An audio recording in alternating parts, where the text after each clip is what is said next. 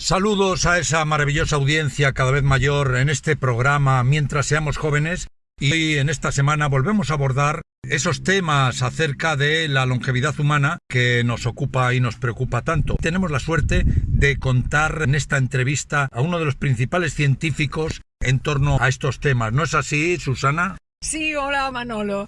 Sí, nosotros nos hemos metido en este tema tan apasionante como es el envejecimiento y queremos saber de primera mano, queremos conocer las últimas novedades, las últimas investigaciones. Y hoy es un privilegio contar con esta entrevista a través de videoconferencia desde Cambridge con el doctor Manuel Serrano, que es uno de los científicos más reconocidos internacionalmente en su campo. Manuel es biólogo molecular, trabajó como investigador en el Cold Spring Harbor, un laboratorio especializado en el estudio del cáncer, la neurobiología, la genómica y la bioinformática. Uno de sus descubrimientos más importantes fue identificar y caracterizar el gen P16, clave para la protección contra el cáncer e inductor de la senescencia celular.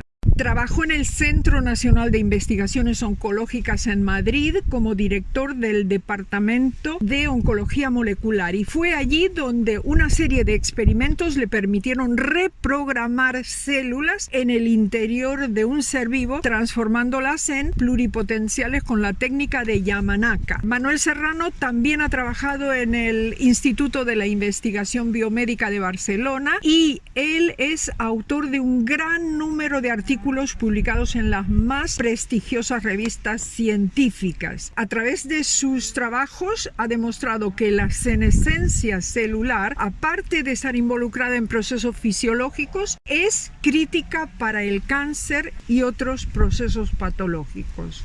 Actualmente se desempeña como uno de los investigadores principales en la empresa Altos Labs y sus investigaciones se enfocan hacia los mecanismos de rejuvenecimiento celular.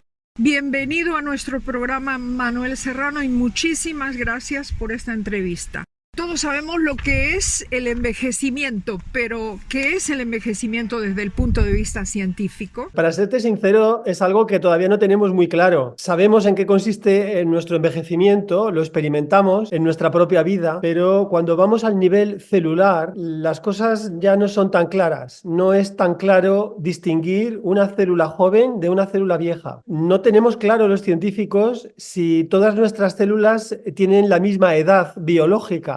Algunas seguramente son más jóvenes que otras y estas proporciones seguramente son muy importantes a la hora de determinar la función de nuestros órganos y de nuestros tejidos. Un tema muy actual de investigación es poder medir el envejecimiento a nivel de una célula y poder decir célula a célula qué edad o qué salud tienen.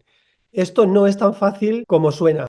En la vida salvaje no hay individuos envejecidos. ¿Por qué ocurre esto en los humanos? Bueno, es que esto es cierto para los humanos y para todos los animales. Los humanos, cuando vivíamos en el Paleolítico, se estima que la vida media eran unos 30 años. Es difícil encontrar individuos en los restos arqueológicos que sean mayores de esa edad, porque cualquier enfermedad, cualquier rotura de un brazo, una herida mal curada, todo eso suponía morir. Se moría mucho también de hambre, también de frío. Entonces no se llegaba a envejecer propiamente dicho. El envejecimiento es algo que se observa cuando los animales o nosotros mismos tenemos una vida protegida de los elementos externos. Vivimos en una casa o los animales viven en el zoo o viven en nuestras granjas. En esos casos sí que se puede observar el envejecimiento, pero en animales que viven salvajes, es muy difícil encontrar animales que lleguen a ser viejos. ¿Es el envejecimiento una enfermedad o las enfermedades son una consecuencia directa del envejecimiento celular? Esta es la visión que tienen la mayor parte de los científicos. Hay debates sobre si utilizar la palabra enfermedad o no, pero estos son temas más bien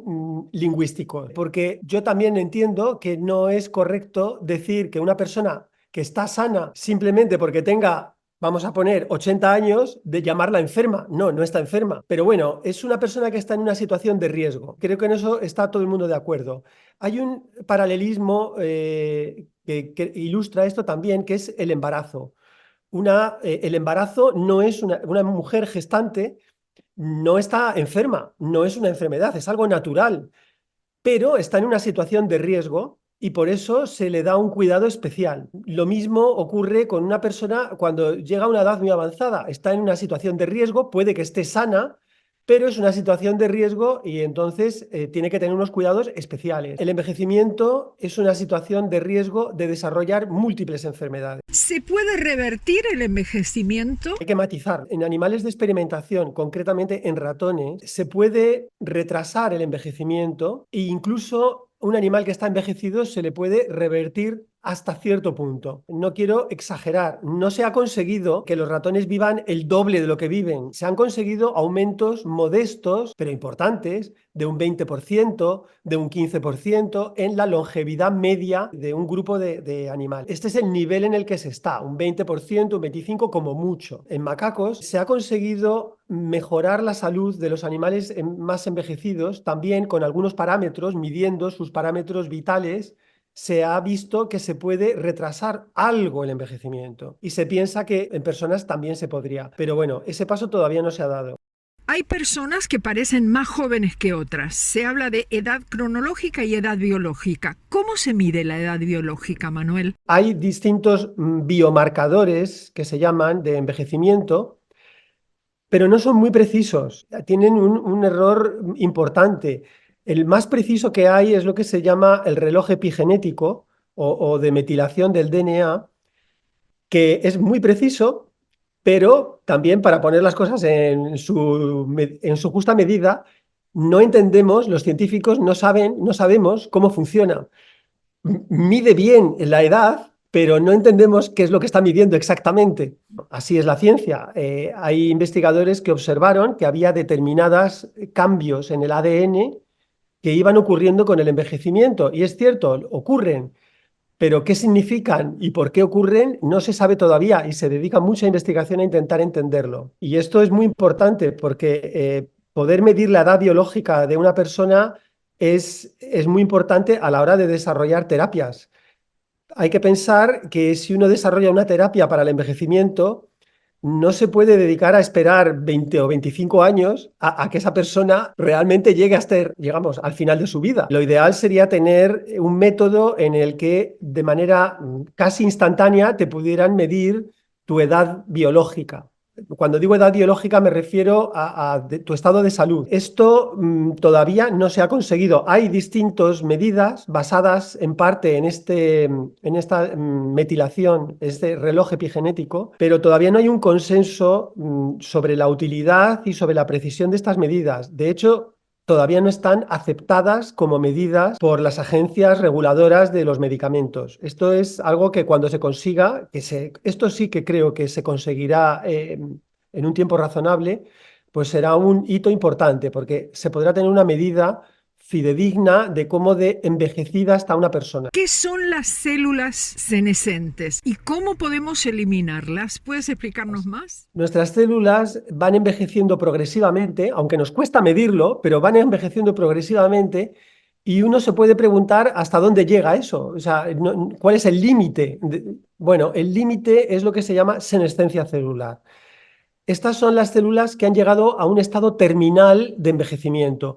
No están muertas, están vivas.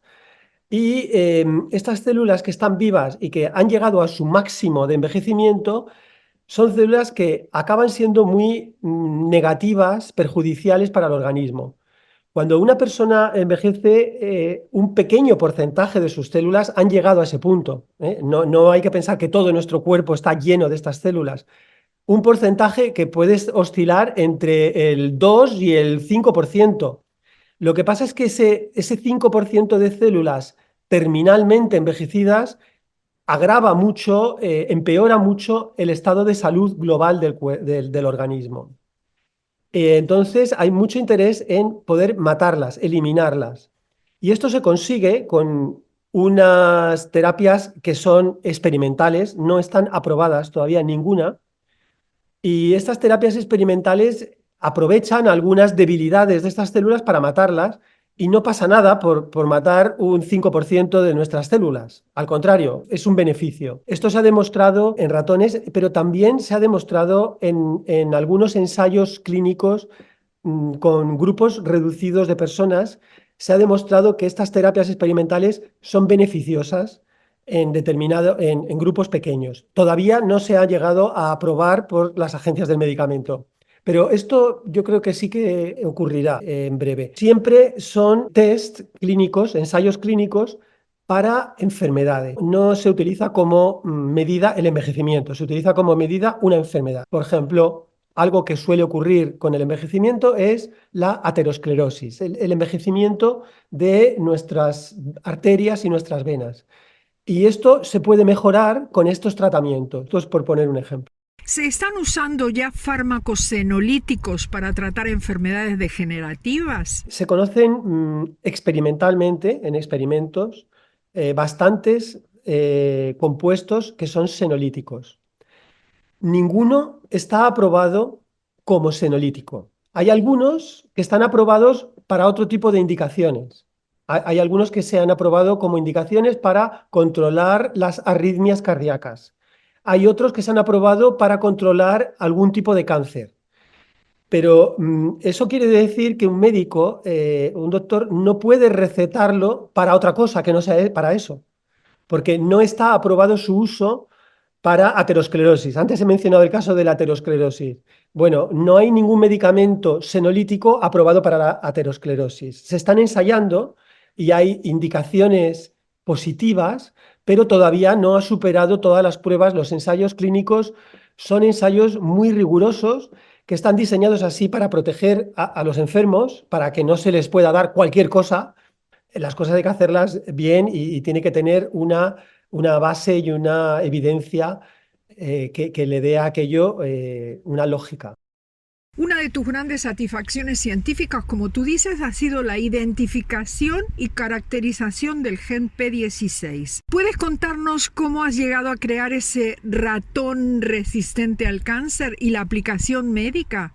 Hay que volver atrás muchos años y hablar de un momento de la ciencia que ha quedado muy atrás, con técnicas muy rudimentarias. En el año 92, hace ya muchos años entonces, yo estaba empezando mi carrera como investigador, fui a Estados Unidos a un laboratorio muy importante que estaban estudiando cómo se regula la proliferación celular. Y bueno, y en ese momento pues estaban empezando a encontrar los componentes que regulan esto y yo tuve la suerte de encontrar este gen P16, que codifica una proteína que se llama P16, que luego resultó ser muy importante porque una de las cosas que pasan en las células cuando envejecen es que este gen se activa para impedir la proliferación de las células. Todo está pensado para que las células que están dañadas no proliferen. Es un mecanismo de defensa para evitar que las células que están envejecidas o que van a ser un cáncer o que van a producir problemas que no proliferen. Y bueno, este gen ha servido para luego, con muchos más trabajos de muchas más personas, para desarrollar algunos fármacos que se utilizan y que están aprobados para el cáncer. Y también es muy útil como un marcador de envejecimiento y se utiliza bastante como un marcador de envejecimiento celular. En este momento estás trabajando en el Cambridge Institute of Science con los Altos Labs, una de las mayores empresas biotecnológicas y con los mejores científicos en el mundo. ¿Puedes compartirnos qué investigaciones estás llevando a cabo? Bueno, te agradezco lo elogiosa que has sido. Es cierto que en Altos Labs hay muy buenos investigadores y yo tengo la fortuna de poder estar trabajando junto a ellos. Pero hay muchos otros muy buenos que están trabajando en otros sitios. Quizá lo que tiene de especial es que se han puesto juntos a trabajar en el mismo espacio físico investigadores que vienen de distintos aspectos de la investigación. Y esto siempre genera nuevas ideas y uno se expone a temas que no había considerado antes. Yo concretamente sigo estudiando cómo funciona la reprogramación utilizando esto que se llama los factores de Yamanaka, porque es algo que todavía no se entiende en profundidad cómo funciona este rejuvenecimiento.